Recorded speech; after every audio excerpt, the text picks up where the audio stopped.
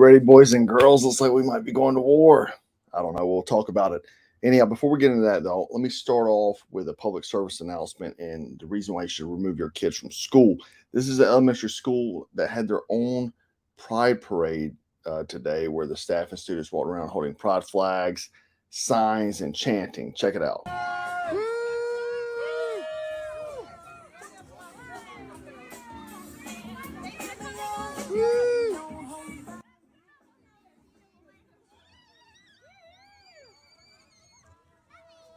So, yep, walking around with pride flags, the whole nine. So, anyhow, get your kids out of public schools. They are the future, and we don't need to have them indoctrinated. Also, real quick, our flashlight is still on sale. Let me get one here to show you.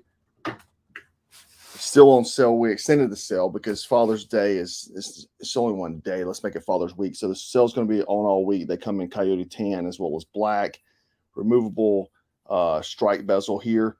So, you got bad guys coming up. You can remove it to get to those pesky security checkpoints, and then you can put it back on. So anyhow, 20% off, I believe. BSS V. I'll put the link in the code below. But anyhow, we extend it all week. So anyway, I'm convinced that we're going to see China invade Taiwan before the 2024 election, and possibly sooner. Like I believe it's gonna happen before, but it'll be could be very soon. We look so weak with this administration, and the Secretary of State Anthony Blinken went over to China and was literally begging for the president Xi Jinping of China for a meeting. He finally gave him like 30 minutes after waiting for hours to meet with him. And, basically what he asked or requested is that we open up the military to military lines of communication.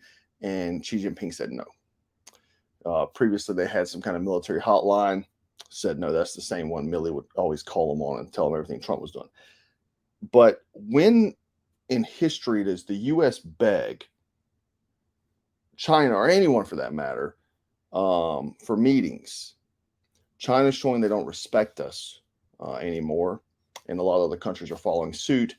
They don't respect us, and fear is in the same balance. So what does this all stem from? Well, China considers the Taiwan territory theirs. Okay. U.S. has had a strong relationship with the democratic nation for a very long time. And China sees it as an interference of their internal affairs. Okay. So again, I think there's a high probability that China will invade Taiwan. Now, the question you have to ask yourself is, why didn't they do this under Trump? It's because they knew Trump, wouldn't put up with it, and would have put them through even more hell than he already was, right? So I want to play a clip of Blinken today talking. Actually, I don't think I even uploaded it. Let me snag it, but I want you to hear him talking. No, I got it on video. And basically see what he says, and pretty much change complete course from where we've stated our stance has been all this time. Okay, so here we go. On Taiwan, I reiterated the longstanding U.S. One China policy. That policy has not changed. It's guided by the Taiwan Relations Act, the 3 joint communiques, the 6 assurances. We do not support Taiwan independence. We remain opposed to any unilateral changes to the status quo by either side. We continue to expect the peaceful resolution of cross-strait differences. So he said we do not support Taiwan independence, where previously we always had. Breitbart reported this today that Blinken acknowledged that he failed to get China to agree to restart the military communications hotline during the meeting. Again, like I said previously, and he says, I think it's absolutely vital that we have these kinds of communications, military to military. noting that recent interactions between U.S. and Chinese military, such as the Chinese fighter jet buzzing a U.S. military plane in late May over the South China Sea, as well as, you saw the ships cross paths and create a wake, and obviously the spy balloon. And he goes, at this moment, China has not agreed to move forward with that. I think that's an issue that we have to keep working on. It's very important that we restore those channels, he said. So again, previously throughout history, we've always been for Taiwan's defense. We've always said that. If you look at the Department of Defense website here, officials say U.S. is committed to Taiwan's defense. This was back in November 17, 2022. And then we had, Sleepy Joe actually says that U.S. forces would defend. Biden says U.S. forces, this is on Reuters, and this is back from September 19th, 2022, said that U.S. forces would defend Taiwan in the event of a Chinese invasion. He said that we would defend Taiwan in the event of a Chinese invasion, right? It's almost like Anthony Blinken, the whole reason he went over to China was to beg them to invade Taiwan. So is America now submitting? That's the biggest question. Even you just saw the Department of Defense website. You saw Joe Biden say it. Now, 12 hours ago on the State Department website, they've now changed it and said that in this here says that they would not support Taiwan independence in this statement here. So on the State Department website, they're saying they would not support Taiwan's independence, whereas you just saw two previous articles, one coming from the quote unquote president, as well as the Department of Defense website. But now we don't support their independence. So if an ally of ours gets invaded, do we not support them? Strange. Now I'm not for spending tax dollars, American tax dollars, to defend other countries per se. But anyway, I think the biggest question is why. And I'm going to pull up this one article if I can. I want you to see. It didn't link over. So let me try to pull it real quick. Yeah, I got it. So this is very telling about some things, okay? This article is a month old. It says, this is from The Guardian. It says, if China invaded Taiwan, it would destroy world trade. And this is coming from the UK Foreign Secretary. Warns a war across Taiwan Strait, likely destruction of the semiconductor industry, would have global effects. Okay, so they're saying that it would completely disrupt the semiconductor supply chain. Now, if you recall, if you rewind, Nancy Pelosi went and met with the semiconductor manufacturers. Her husband invests in a lot of companies. Bagel moves made, and insider information he gets from Nancy. So she went and met, almost caused the World War III at that point in time when she went over there, if you recall, but went over there to meet with only the semiconductor manufacturers. So could it be, because the reason she went there is that we brought the Taiwanese here, because we brought them here to set up manufacturing of semiconductors here in the U.S. So maybe we're at a point that they're no longer needed, right? So could it be because Democrats and maybe Republicans who are heavily invested in these new semiconductor plants would love to see the Taiwanese plants be destroyed, because it would make us the leader of semiconductor manufacturing that they invested in. They become the worldwide leader for producing semiconductors. A lot of people are confused about where the raw materials of these things can come up, but it actually comes from Japan and Mexico. Okay, so we now have America in competition with Taiwan for semiconductor manufacturing. Now that could be, that's a theory of mine, but it could be viable. But Anthony Blinken went over there today, made us look like absolute putzes, absolute sissies, to bow down to China. Okay. I don't know where we had any benefit from that. Now, or the bigger thing is this all a sham?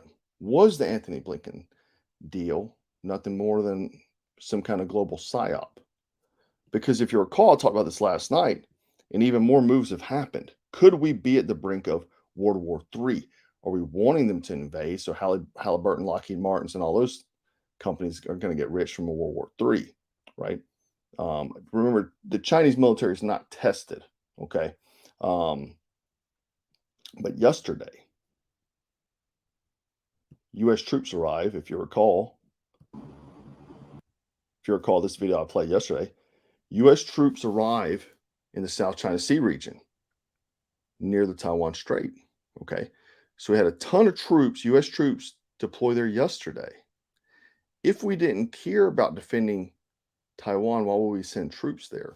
Okay. So that's big news. But then we also have, guess who else joined in?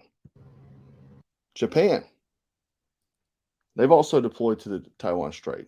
Okay. Now Japan has been big, puffing their chests out to China. They're wanting this war worse than anybody. We got paratroopers here loading up. So we have the Japanese going there, and you may, be like, that's nothing. Well, even bigger deal. U.S. Japan warships join British carrier fleet out there at the South China Sea. This was 2 days ago. All right. So we have all this military movement. Okay. Now, that's huge. But there's something even bigger. And I'm going to let them tell you about it here in a second. Okay. The Philippines opened 4 new military bases for the U.S. this past week, so they'd be closer to China. To bring U.S. troops close to Taiwan and South China Sea.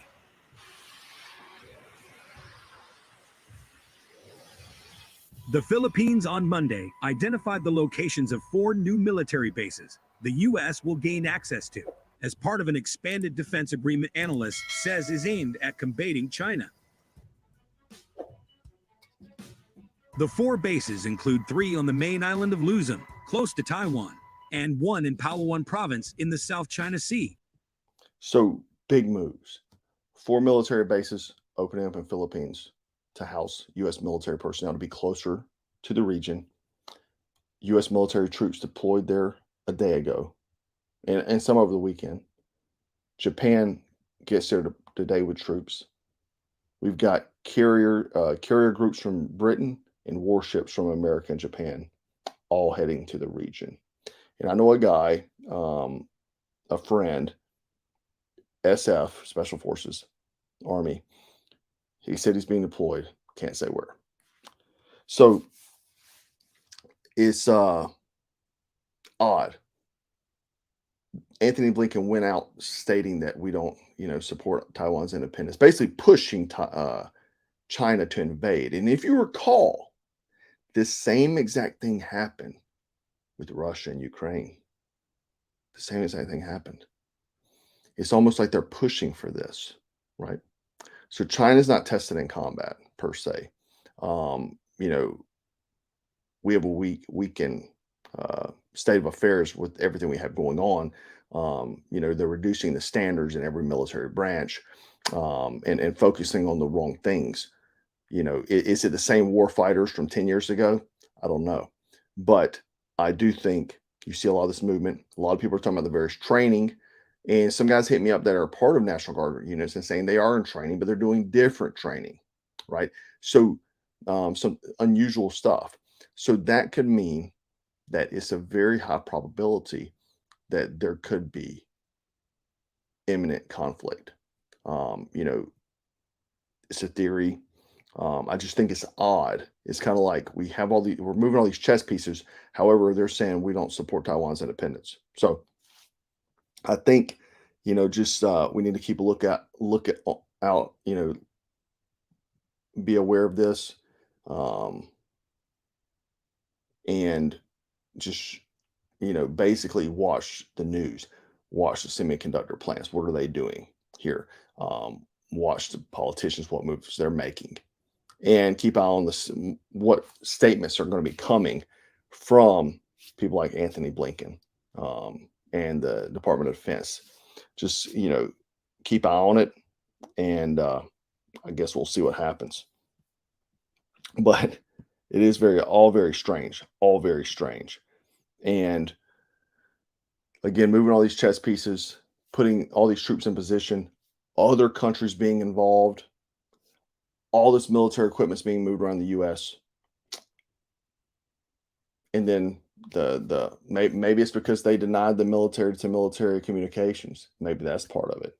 Maybe that's increasing the ramp up, right? Or they're trying to intimidate China. Could be a possibility as well. I don't know if you guys saw the other day, I did a short on how to cover your tracks for escape and evasion. I saw this cool thing I wanted to show you. This was actually called a Barefoot Boot, used by special forces in Vietnam to basically anti-track.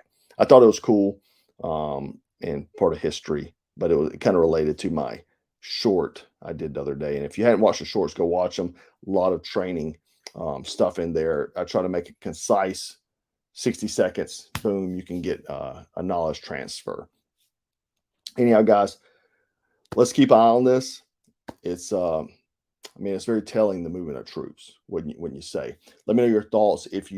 What do you think it is? Why do you think Anthony Blinken just went over there and said what he said? Whereas previous to this, we've always said, are we submitting to them? Are we trying to push them to action? Are we trying to push them to conflict?